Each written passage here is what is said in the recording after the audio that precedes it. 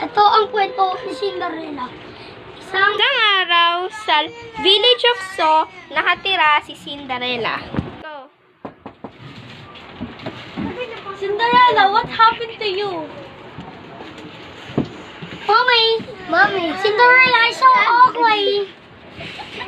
I'm so sorry that I'm ugly. Bring us a tea. Okay.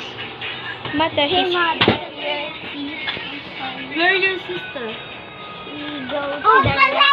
Go. I'm so sorry. It's okay. Cinderella, clean up the mess. Okay, Mother.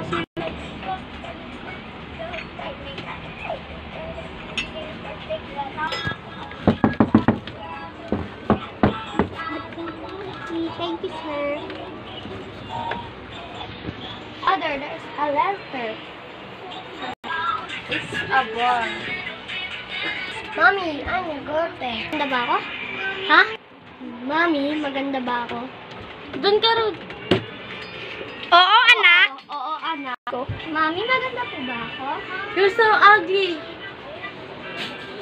Pero mag-gather, magpapaganda sa'yo. Salamat po, Mommy. Go.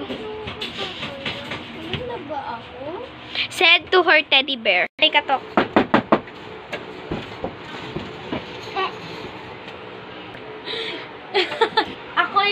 Ako yung fairy godmother.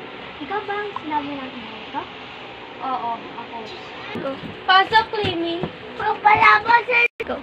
Ikaw ba yung papagandahin ko? Oo, Liz. Go. Umupo pa. At inayusan na ng fairy godmother si Cinderella. Go. Ayun ang